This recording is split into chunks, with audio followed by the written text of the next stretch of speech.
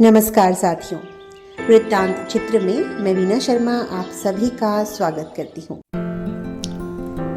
हमारे समाज में शादी एक ऐसा शब्द है जो बचपन से ही हमारे कानों में किसी न किसी के जरिए पड़ता रहता है और हमें सुनाई देता है। रुक जा, जब तेरी शादी होगी ना तब पता चलेगा। लड़का हो या लड़की, सबको यही कहा जाता है। क्यों, याद आ गया ना आपको भी? खैर, शादी से लड़कों की जिंदगी में तो फर्क आता ही है, लेकिन लड़कियों की तो दुनिया ही बदल जाती है और इस बात से आप इनकार नहीं कर सकते, है ना? तो चलिए, आज मैं आपको एक ऐसी ही कहानी सुनाऊंगी, पहाड़ों में प्रचलित घुघुती की। घुघुती और उसका भाई चैतू की। घुघुती अब बड़ी हो चली थी। परिवार ने घुघुती की शादी तय कर दी थी। गांव में खुशी का माहौल था। अब गांव में तो पूरा गांव ही रिश्तेदार होता है। ताऊ, चाचा, मामा, मौसा, भाई, बहन, किसी भी रिश्ते की कोई कमी नहीं होती। और शादियों, त्योहारों में, उत्सवों में तो पूरा गांव ही मिलजुल कर तैयारी करता है और खुशी मनाता है। तो बस घुघुती की शादी थी तो पूरा गांव तैयारी में जुटा था। घुघुती का छोटा भाई चैतू गांव में हो रही तैयारियों को देख के खुश हो रहा था। कहीं लड्डू, कहीं पूरी, कहीं जलेबी, कहीं पकोड़े बनते देख चैतू फूले नहीं समा रहा था। वो दौड़ता दौड़ता घुघुती के पास गया और बोला, दीदी, तुझे पता है खाने की कितनी चीजें बन रही हैं? चल मेरे साथ चल और गांव की रौनक तो देख। चल ना दीदी। तू क्यों सज धज कर बैठी है? तू क्या दुल्हन है? घुघुती हंसते हुए बोली, अरे मेरे बुद्धू भाई, मेरी ही तो शादी है और इसलिए इतना सब कुछ हो रहा है। शादी? चैतू चौंकते हुए बोला, दीदी, तेरी शादी है? शादी हो रही है? इसका मतलब मंगलू की दीदी की तरह तू भी चली जाएगी और मुझसे मिलने नहीं आएगी? 10 साल का चैतू इतना कहते कहते ही रोने लगा। दीदी के गले लग के कहने लगा, दीदी, तुझे पता है ना, मैं तेरे बिना नहीं रह पाऊंगा।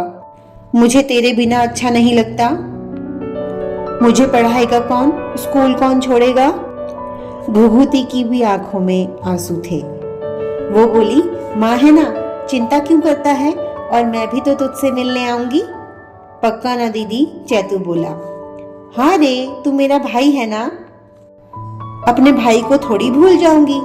घुघुती ने अपने भाई से वादा तो कर दिया था, पर उसे कहाँ पता था कि उसे निभाना कितना मुश्किल होगा। दोस्तों, पहाड़ों की जिंदगी आज भी आसान नहीं है और कहीं जाने की सोचना, वो भी एक दूसरे गांव में, तो समझिए पूरा दिन ही लगेगा। और हम तो उस जमाने की बात कर रहे हैं जब मोटर गाड़ी के बारे में ख्याल भी नहीं आता था। ऊपर से जंगली जानवरों का भय। ऐसे में किसी भी महिला के लिए घर के कामकाज छोड़कर, यानी जंगल जाना, खेतों में काम करना, गांव में बकरी पालना, इन सब कामों को छोड़कर अपने मायके जाना कुछ असंभव सा होता है। पहाड़ों में ज्यादातर महिलाएं और बुजुर्ग ही रहते हैं, क्योंकि घर के पुरुष शहरों में रोजगार के लिए निकल जाते हैं। चलिए वापस लौटते हैं घुघुती पर। घुघुती भी गांव में घर, जंगल, खेत, जानवर, इन्हीं कामों में उलझ चुकी थी। कई साल इंतजार करने के बाद अब चैतू का सब्र टूट चुका था। उसने फैसला कर लिया था कि वो दीदी से मिलने उसके गांव जाएगा। अपनी माँ से भी लंबा हो चुका चैतू माँ से बोला, माँ, मैंने तय कर लिया है कि मैं दीदी से मिलने उसके गांव जाऊंगा। बूढ़ी हो चली माँ इस बार चैतू को रोक नहीं पाई। बस इतना बोली, रात होने से पहले लौट आना चैतू, मैं घर पे अकेली हूँ। हाँ माँ, कहता हुआ चैतू अपने लिए खाना पानी बांधकर और दीदी के लिए कुछ सामान लेकर निकल पड़ा। चैतू बहुत खुश था।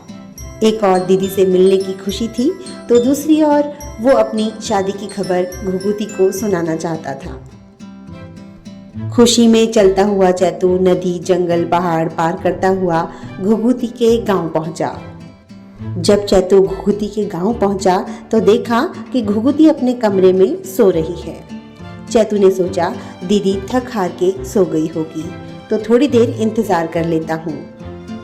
चैतू इंतजार करता रहा और दीदी सोती रही। अब चैतू असमंजस में था।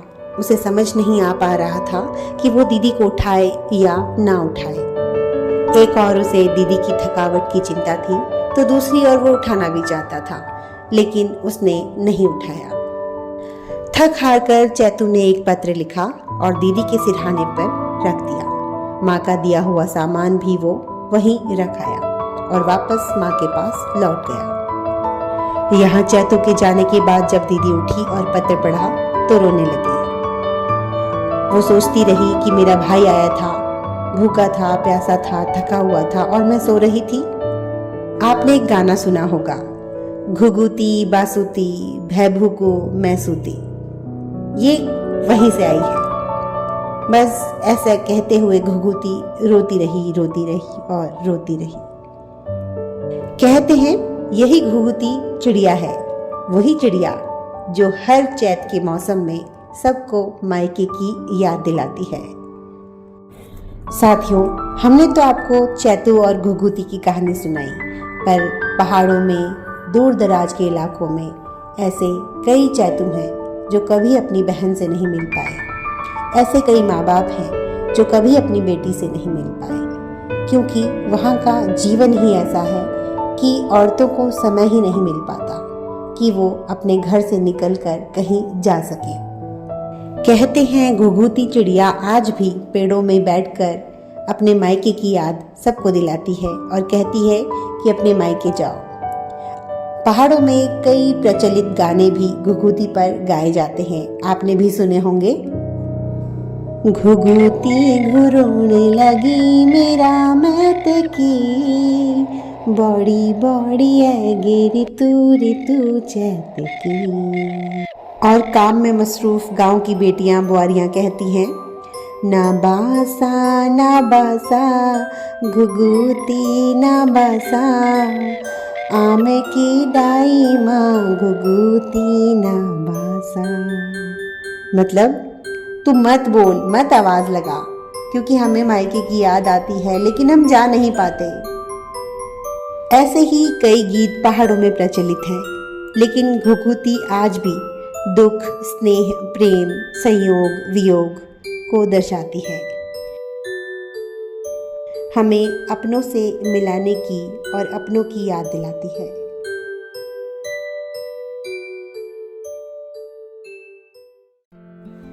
साथियों, आपको हमारी आज की कहानी कैसी लगी, हमें ज़रूर बताएं। आप अपना भी कोई एक्सपीरियंस हमारे साथ शेयर कर सकते हैं।